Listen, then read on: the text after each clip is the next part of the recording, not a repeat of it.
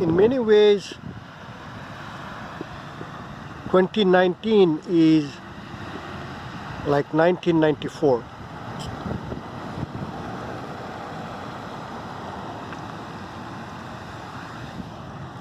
Of course, 1994 was before the internet that we know today, before that happened. The browser that opened up the internet for the masses was very young. And many people have compared the internet to something as revolutionary as the printing press more than 500 years ago. And that is true. On the other hand, the internet is much more than a digital printing press.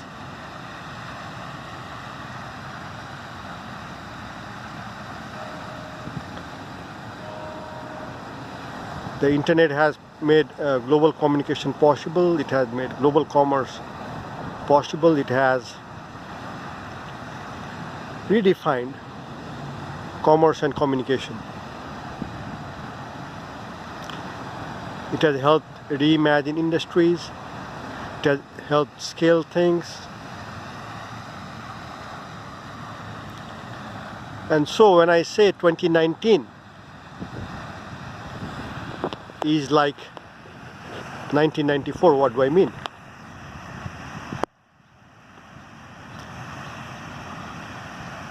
I think the trends are obvious if you know where to look. The trends might not yet be mainstream. The thoughts and projections might not yet be mainstream, but they are there. You just have to know where to look for it.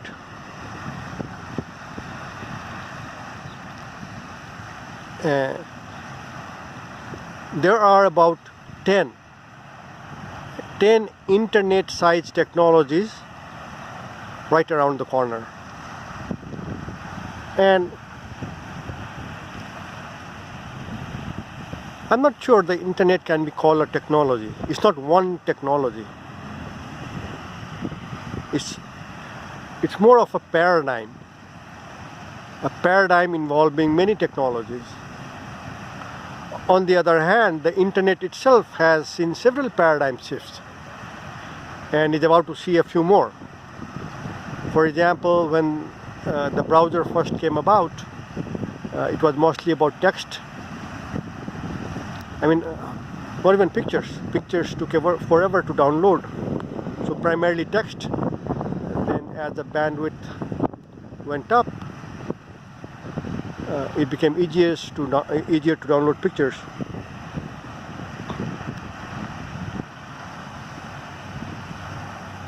But then when video became possible,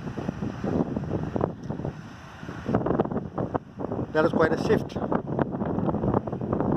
That made social internet possible.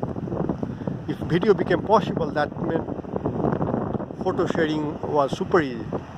People didn't think about it, right? So that made the social internet possible.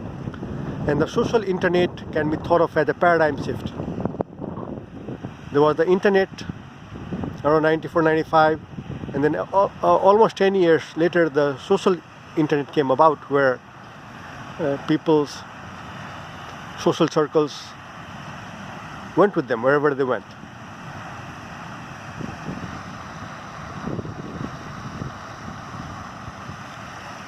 A similar paradigm shift, of course, was the mobile internet, where like now and today, the vast majority of people on earth, they access the internet through their smartphones. And these are not just people in poor countries who might not even own a laptop. This is everywhere. People in rich countries who might own 3 laptops, they still primarily access the internet on their smartphones. So that was the paradigm shift, whereby like the internet came in the palm of your hands.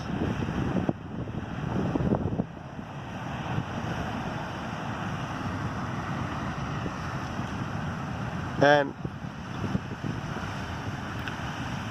as the internet speed goes up with 5G, 5G internet, where internet is everywhere and super fast speeds, no latency at all. That's when the Internet of Things becomes very possible, whereby you have sensors everywhere. You are monitoring things in real time. And I think that's going to be a huge boon for the climate crisis, because a problem that you measure is a problem that you can maybe solve.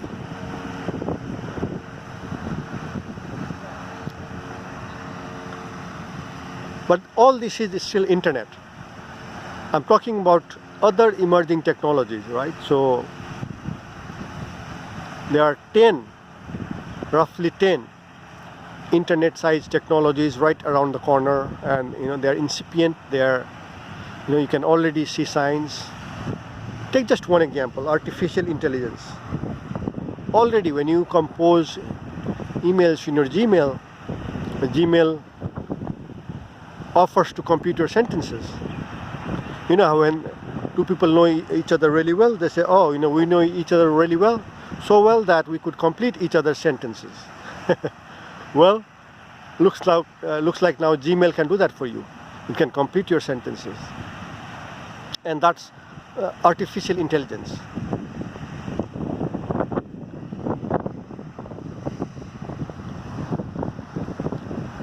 Artificial intelligence on its own is going to be as big, if not bigger, than the internet as we know it. It's going to pretty much be part of almost every computing experience. You might be using text messaging, which many people think is like the most basic. Frankly, you don't even need the internet for that. But even that text messaging, artificial intelligence will help you navigate your text messages. So from the simplest to the most complex computing needs, artificial intelligence will be like this new layer that has been added everywhere. When telescopes, these radio telescopes and other telescopes, they take pictures all over the night sky. They have so much data. There's no way, human beings, or any human being, or a group of human beings, or a team of human beings, or even like crowd sourcing the job, would perform the task of going through all those pictures.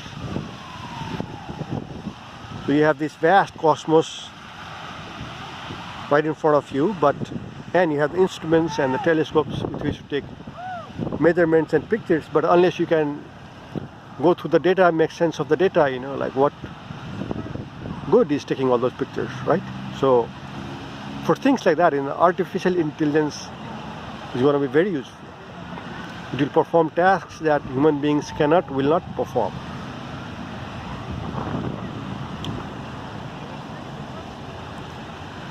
And that's just one. There are like 10, almost 10, plus and minus a few similar technologies right around the corner. The big elephant, the whale in the room, though, is the blockchain. And the blockchain is not to be confused with Bitcoin or Ethereum or all these other cryptocurrencies. Cryptocurrencies are just an application on top of the Bitcoin. The Bitcoin is not the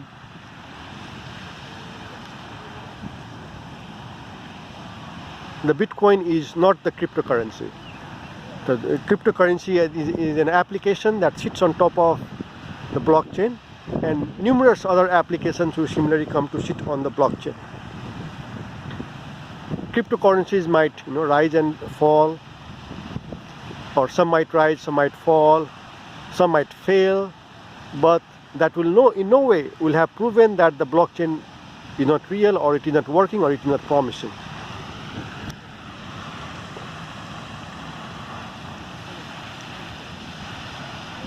A blockchain is a paradigm. The only thing I can really compare it to is the internet itself. Think of the internet times 1000, maybe more. The internet times 1000. Things that you cannot do on the internet because trust is hard to come by, privacy is hard to come by, security is not good enough. So you have all these things. It's too centralized. The internet was supposed to be this vastly democratizing, empowering force. Instead, you have ended up with these 5 giants of tech: Microsoft, Apple, Google, Amazon, Facebook, right? So this is not how it was supposed to be. You are supposed to have empowered the masses at the expense of the corporation. Instead, the internet has given rise to these 5 corporations that are bigger than any corporation before them. They are huge. And the blockchain will challenge that. The blockchain will challenge that and will hopefully shift power in the other direction, whereby it is much more distributed and the individual is much more empowered.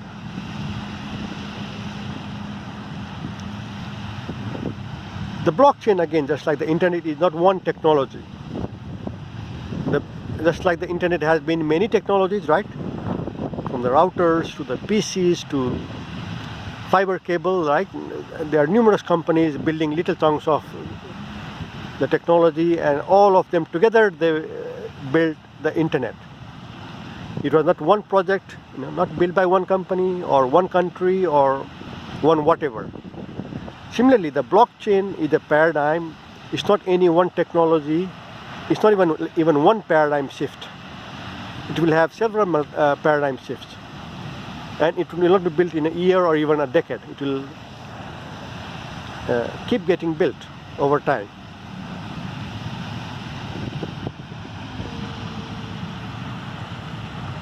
The technology is not news in itself. It's not just about the Internet of Things, 5G or the blockchain or artificial intelligence, all these other emerging technologies, like you have virtual reality, augmented reality, you have 3D printing, you have genetic engineering, you have biotech. And biotech feels to me like an umbrella term because there are many, it's like saying software. Well, artificial intelligence also is software. So like virtual reality is also software. Big data is also software. When you build a website, that's also software. Word processing is software. So saying biotech is a term like software. There's many specific technologies that are covered under that umbrella term. But all these various technologies, they are means. They are not the end goal. They are only useful as they can make human life better. When they can serve more people, be of the greatest possible good to the greatest number of people, and to that end, the human will is central. Tech entrepreneurs harnessing these technologies will have to decide to tackle the big problems. And the key point I'm trying to make in this talk is these tools are very powerful. Ambitious, super ambitious tech entrepreneurs building large, capable, savvy, hard-working teams will be able to tackle big problems that have been too big for anybody to even look at it. Now people will be able to look at the big problems and hope to solve them and benefit large numbers of people. If I'm excited about these emerging technologies, that is why. It's not about the technology. I don't find artificial intelligence fascinating in its own right. I don't find virtual reality fascinating in its own right. I don't find cryptocurrencies fascinating in their own right, but I find all of them fascinating because they can all be put to use to solve problems that humanity faces. And this technology, they are tools that human tech entrepreneurs will use, human tech teams will use to solve these problems.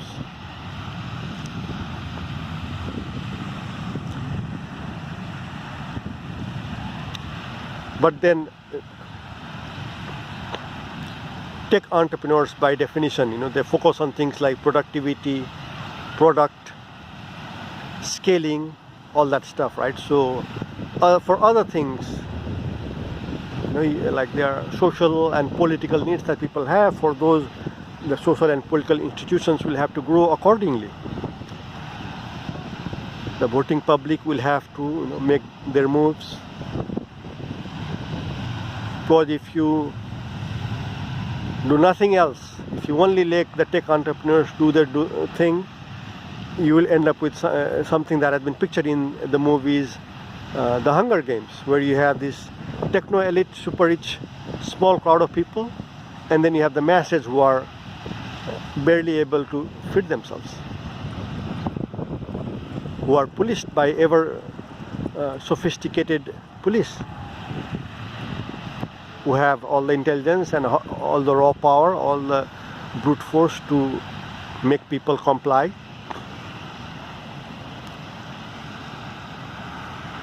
You don't want to end up there, and I don't think we have to end up there. What I'm saying is the tech entrepreneurs have their role. On the other hand, the voting public has its role, the governments of the world have their role, the social institutions have their role, the faith and prayer communities have their central role. Because at the end of the day, you can easily lose your path by focusing on science and technology and the material. You can just get lost. You can end up in a worse place than where you started. You are much better off poor and loving God than becoming prosperous and losing sight of God easily. So I believe the faith and prayer communities, the spiritual organizations, they have a very key role to play as we harness these technologies. So all that is there. Like we have to look at the big picture, the spiritual, the social, the political. But having said that, like all those have to measure up and rise up to the challenge. But as long as everybody is doing their best, performing their roles and doing what they need to do and growing with the challenge, the tech entrepreneurs are uniquely positioned to try and tackle the big problems of the day. We are at the cusp of the age of abundance, an age of abundance that will be global. No country will be left out, no society will be left out, no people will be left out, and arguably no person will be left out. That can be imagined because of the imminent new technologies. And so, like when you think of tech entrepreneurship today in 2019, you necessarily have to be extremely ambitious. I mean, look at like when Microsoft was working on word processing in like say 1980. What's word processing? It is, the ambition is super small there. You are processing words, right? How big is that? But because of that technology available in 1980, that's all they could hope for. They could only hope to build a word processor. Well, when Google started, they said we want to organize the world's information and make it easily accessible.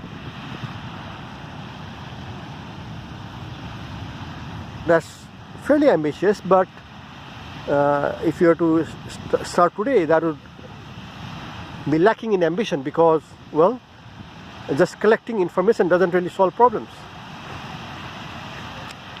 That might be the starting point of solving problems, but that on its own doesn't solve problems. So Google's ambition is tiny. It's small, right? So tech entrepreneurs who will start today in 2019 will have to be much more ambitious. They will have to ask things like, okay, so how many people are hungry on earth today? And what could we do to feed them all? And how could we work out the finance part of it? You can't just like say, okay, we want to produce the food and just hopefully it will get there. You have to work out the finance part also, right? So, well, I think that's a big enough problem that passes the test. Another question you could ask is, how many people on earth lack housing? How many houses could we build? How cheaply could we build it? And how could we make the finance part work so people could afford those houses? Can we get creative with the finance and make it work? I think that's a big enough problem.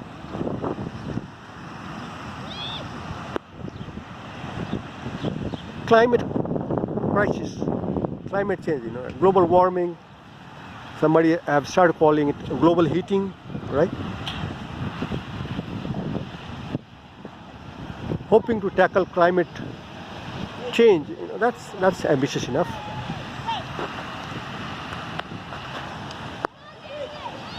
Taking credit to every human being on earth, that passes the test. That's ambitious enough. Being able to send a parcel from any address on earth to any other address on earth, which right now is a logistical nightmare. But if you can solve that, or if you can have an ambition to solve that, that's ambitious enough, I think.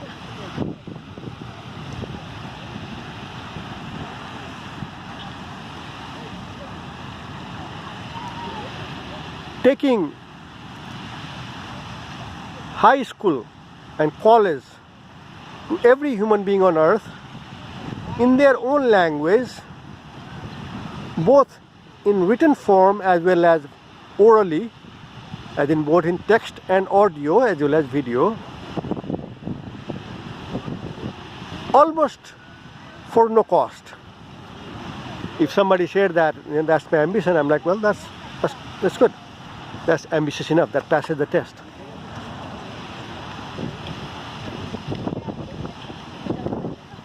You could, take the same attitude to transportation. You could take the same attitude to many other things, right? So, these, like when I'm saying the ambition level now needs to be much larger, this is what I mean. Like you have to look at the biggest problems and say, okay, let's solve this. Because now the tools are either already available or they will be available soon, within years rather than decades.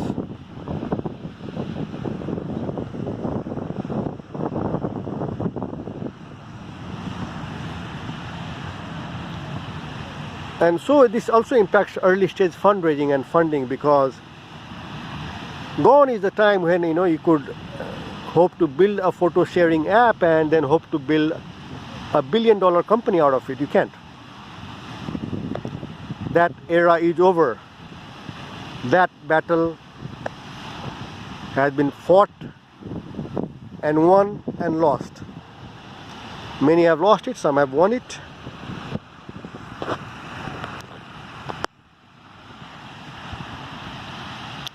But now, and this is a signal to early stage investors, people who invest in early stage tech companies. They should invest like it is 1994, because it's a good time to invest. A lot of people think the US economy might see a recession either this year or next year, because it's been long enough, and that might as well be, but that doesn't change the basic premise that this is now an excellent time to invest in tech companies.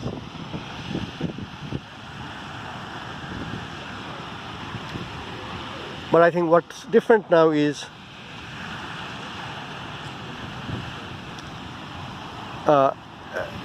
you necessarily, like, if you meet a tech entrepreneur who is trying to solve big problems, is very ambitious, you probably are looking at capital intensive big bang starts, right? So maybe a lot of initial capital, maybe 10k 20k doesn't do it anymore. Maybe it's now it has to be $1 million, 2 million, 5 million, 10 million at the very get-go.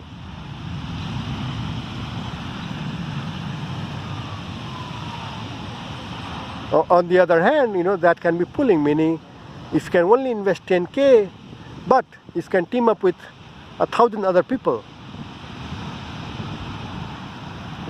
well, that's millions, right there. So I'm not saying people who have only 10k invest are no longer in fashion. They are very much in fashion. Actually, they are more in fashion now than ever before, because now crowdfunding is allowed, right? So it's very possible. Used to be you couldn't do that. You couldn't invest, like small investors were not allowed to invest in early stage tech companies, but now you can. And so the truly ambitious tech startups will necessarily hope to raise a lot of money from the get-go, from the very beginning. And if you can see the vision, you can see the promise of the tech, you can find the right entrepreneur and who has the right skill set, the right promise, the right vision, can build the right tech teams. It's a bet, it's always a bet. It's high risk business. There's no guarantees, but it's high risk, super high reward. And if you do your homework, I think you can find the right entrepreneurs who will grow your money.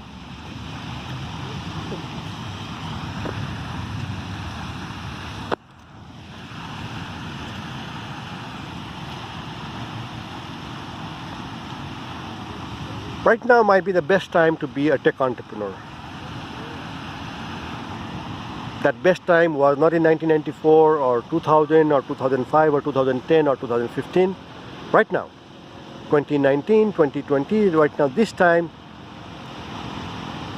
is the best time to be a tech entrepreneur. There never has been a better time in human history, because so many more tools are available that work at large scales, do amazing things, will do amazing things.